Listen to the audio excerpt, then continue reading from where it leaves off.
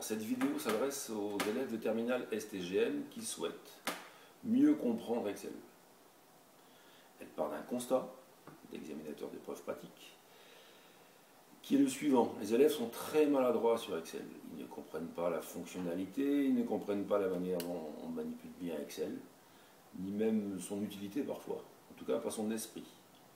Donc alors pour vous aider, j'ai sélectionné 10 compétences fondées un peu sur l'expérience que je peux avoir des élèves, qui, si vous les comprenez bien, en un quart d'heure environ, vous permettront de bien mieux manipuler Excel, de bien mieux comprendre son esprit.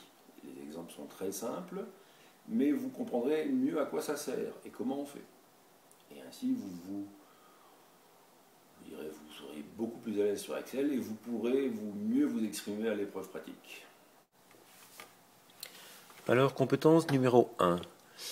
Connaître les limites de la feuille Excel. En fait, Excel s'ouvre et est une immense feuille avec des milliers de cellules. Or, nous, en général, on va travailler sur une feuille imprimée d'imprimante normale. Donc, où sont les frontières? Pour le savoir, il faut faire un aperçu avant impression. Sur les autres modèles d'Excel, il y a un icône ici sur cet Excel 2007. Il faut demander imprimer, aperçu avant impression. Excel nous dit qu'on est un peu bête, qu'il n'y a rien à imprimer, mais il nous fait un cadeau. Il nous donne les limites de la feuille. Limites latérales et inférieures. Ainsi, on est au courant et on peut, je dirais, ne pas déborder de ce cadre dans son travail. Souvent, les élèves travaillent et s'aperçoivent à la fin que tout leur travail déborde. Compétence numéro 2, savoir zoomer. Si par exemple je travaille sur un petit tableau de ce style-là, que je peux encadrer par exemple, pour être plus net, je m'aperçois que les élèves souvent travaillent par exemple comme ça, et ne voient rien, travaillent dans un petit coin. Ils sont très paresseux à zoomer. Or, on peut très bien facilement zoomer arrière, très rapidement, très efficacement, zoomer avant, de manière à avoir un plein écran pour travailler de manière confortable. Pour zoomer avec cette vitesse-là, c'est très simple. On appuie sur la touche CTRL que l'on garde enfoncée et on fait rouler la roulette sur la souris. Zoom arrière, zoom avant. Pour mieux travailler confortablement et voir bien ce que vous faites, n'hésitez pas à zoomer, c'est très efficace et très facile. Compétence numéro 3, mettre un titre. Tous les tableaux Excel qu'on a réalisés ont souvent un titre. Les élèves mettent ce titre de cette manière-là en général. Ils prennent quelques cellules, ils les fusionnent par cette icône. Bien. C'est satisfaisant, mais à mon avis, c'est souvent dangereux parce que dès qu'on a une manipulation à faire, une colonne à mettre en plus, une copie à faire, alors là commencent les problèmes. Donc je vous déconseille cette méthode pour en adopter une autre. Petite marche arrière. Je vous conseille plutôt l'insertion d'une zone de texte. Donc ici, insertion, zone de texte. Voilà. Et vous développez votre zone de texte comme bon vous semble. Ici, je vais par exemple taper titre. Ce titre est très facilement mis en page. Plus grand, centré. Et offre de multiples possibilités donc de mise en page, de couleurs, d'ombre, etc. Bien, mais il a surtout l'avantage majeur d'être indépendant du travail que vous faites dans les cellules. Autrement dit, s'il vous embête, vous pouvez le prendre et le déplacer et le ramener.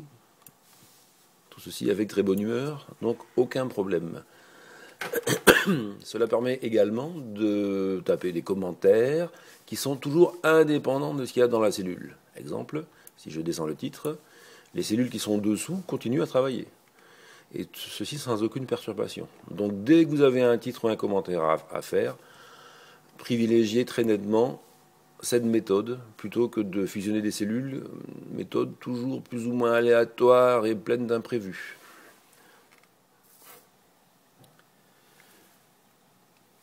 Compétence numéro 4. Quand vous aurez Excel, vous vous trouvez habituellement face à une feuille et vous pensez que c'est la seule. Attention, Excel ce n'est pas une feuille, c'est 3 feuilles. Observez ici en bas, feuille 1, feuille 2, feuille 3. Petite anecdote pour fixer les esprits. À l'épreuve pratique, des élèves sont arrivés en disant oui, nous n'avions pas dans le contexte X de renseignements sur l'entreprise. Et en fait, tout simplement, les renseignements étaient dans la feuille 1, mais aussi dans la feuille 2, dans la feuille 3. Et les élèves, ignorant qu'il y avait plusieurs feuilles dans Excel, n'ont pas trouvé simplement la donnée. Bien. Alors, soyez conscients de cet état de fait. Un fichier Excel, c'est ceci, et aussi ce qu'il y a sur la feuille 2, ici rien, ou sur la feuille 3, ici rien aussi, mais il peut avoir. Donc, ayez conscience de ça. Ayez conscience également du fait qu'on peut les organiser. Je vais ici renommer, bouton droit sur feuille 1, renommer, et appeler ça par exemple janvier. On voit bien ici la logique de la chose, on pourra appeler la feuille de février, etc., et faire le même travail les 12 mois de l'année. Car il est très facile de rajouter, il suffirait d'insérer, donc une feuille 4, etc., etc., et c'est très facile à organiser à l'aide de la souris. Donc, compétence 4, prenez conscience qu'Excel, c'est une feuille et 2 feuilles derrière. Compétence numéro 5, les suites Excel. Excel offre d'excellentes possibilités d'accélérer le travail grâce à ces suites. J'explique. Je tape ici, dans cette cellule, le mot janvier. Et je vais faire un calendrier prévisionnel pour toute l'année. Je n'ai nullement besoin de taper février. Excel sait très bien qu'après janvier, il y a le reste des mois de l'année, d'un clic. Donc Excel est super pour ça, parce que pour toutes les suites logiques, en général, il a la solution. Exemple, lundi. Inutile de taper mardi. M'arrêter à dimanche. Voilà une semaine. Ça marche dans tous les sens. Vers le côté, en marche arrière, etc. Ça marche aussi pour les dates. Mettons un 16/10/2011. Voilà, vous avez un calendrier qui se fait tout seul. Ça marche aussi pour les chiffres. Je fais ici une erreur volontaire. Je tape 1. Et je tire la poignée de recopie, qui est la solution pour faire les suites. Excel ne comprend pas. Pourquoi il ne comprend pas? Parce qu'il n'a pas pigé ma logique qu'après 1, il y a 2. Donc il faut lui dire, marche arrière, je tape ici donc 2, et ainsi je lui donne le pas. Le pas, ça veut dire de combien il doit avancer. Je sélectionne les 2 cellules, et je tire, et il a bien compris qu'après 1 et 2, il y avait 3. Autre exemple, les suites avec un pas différent. Je tape 5, puis 10.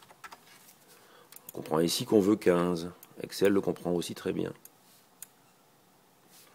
Et enfin, très pratique, le mélange des lettres et des chiffres. Mois numéro 1. Inutile de mettre mois numéro 2. Excel comprend très bien qu'après le mois 1, il y a le mois 2, le mois 3, le mois 4.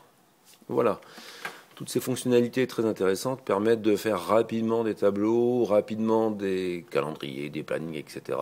N'oubliez pas les suites Excel. Compétence numéro 6, savoir faire une formule. Alors jusqu'ici, nous avons vu des compétences plutôt d'organisation, de travail, de suite, etc. On va rentrer maintenant dans les fonctionnalités qui font d'Excel ce tableur je dirais, formidable qu'il est, c'est-à-dire les possibilités de calcul rapide. Nous allons donc apprendre ce que c'est qu'une formule. Je vous propose un scénario très simple. Je tape ici 1600. Il se trouve que c'est le revenu médian des salariés français. Excusez-moi, le salaire médian en France. Traduction, 50% des Français gagnent plus que 1600 euros par mois. 50% des Français gagnent moins de 1600 euros par mois. C'est le chiffre actuel publié par l'INSEE. Bien, ça c'est par mois, mais on peut aussi s'interroger par an. Donc évidemment ici on tape 12. Et on va organiser le calcul 1600 multiplié par 12 dans cette cellule. Comment faire? Je pose une formule. Une formule commence toujours par égal au clavier. Pardon. égale. Alors, égale quoi? Je peux dire égale 12 par 1600, mais ce n'est pas le bon raisonnement. Il faut dire et penser plutôt ça multiplié par ça, ou si on est précis, B8 multiplié par A8. Donc je me mets dans la cellule B8 multiplié par A8. Et je trouve 19 200, qui est le salaire annuel médian français actuel. On vient de poser une formule, et c'est en ça que Excel est vraiment très efficace. Car ici, évidemment, on a fait une petite formule, mais on peut faire interagir deux cellules entre elles, mais aussi des dizaines, voire des milliers de cellules, et Excel vous fera ça très rapidement. Il reprendra tous les calculs sans aucun problème. Compétence numéro 7. Comprendre la notion de matrice. Alors ça, c'est une notion qui a bien du mal à être comprise par les élèves. Qu'est-ce que ça veut dire? Nous avons ici une matrice extrêmement simple peut-être, mais une matrice quand même. Nous avons organisé un calcul entre un salaire mensuel et 12 mois, mais il se peut que les conditions changent. Exemple, soyons favorables, un revenu médian qui augmente, un salaire médian qui augmente, 1650. Qu'est-ce qui se passe quand je valide? Eh bien, le calcul est repris par Excel sans qu'on ait à lui demander. Le calcul est organisé, on change les données, Excel refait le calcul rapidement et gentiment. Ben, c'est ça une matrice. Ça veut dire qu'on a mis en place un système et que maintenant on peut changer les éléments du système et que le système fonctionne tout seul. Ceci est une toute petite matrice, mais il peut avoir des matrices extrêmement compliquées. Autre exemple, un 13e mois. On nous offre un 13e mois, donc un 13. Évidemment, le résultat change. Alors, à titre d'anecdote, la plus grande erreur que vous pouvez faire en épreuve pratique quand on vous demande de travailler sur Excel est la suivante. Vous avez calculé sur votre calculette que 1600 multiplié par 12 fait 19 100. Et au lieu de mettre dans cette cellule une formule, vous avez tapé 19 200 de mémoire. Voilà. Ceci, c'est nier Excel. Parce que si je change donc 1600 par 1650, le résultat ne change pas. Et évidemment, Excel ne sert à rien. Alors, cette utilisation très mauvaise d'Excel, je l'ai constatée souvent en épreuve pratique. Donc, c'est vraiment démontré qu'on n'a pas compris à quoi sert Excel. Donc c'est pas bon pour vous. Compétence numéro 8. Savoir transférer un résultat. Bien. Le scénario est le suivant. J'ai calculé à la ligne 8 mon salaire médian annuel français, mais je veux le mettre plus joli ici dans cette case. Donc je veux transférer ce qu'il y a de la cellule C8 à la cellule C11. Comment faire? C'est une formule extrêmement simple, extrêmement méconnue par les élèves. Donc, je tape égal, et je veux dans cette cellule la même chose qu'en C8. Eh bien, je demande C8. Et je valide. Et ainsi, je peux avoir le résultat dans plusieurs endroits différents. 5 ou 6 si je veux, ou plus. Et avec l'avantage suivant, c'est que je peux changer ma formule. Mon résultat changera dans les deux cellules. Donc sachez transférer un résultat, c'est souvent très pratique pour des questions de présentation.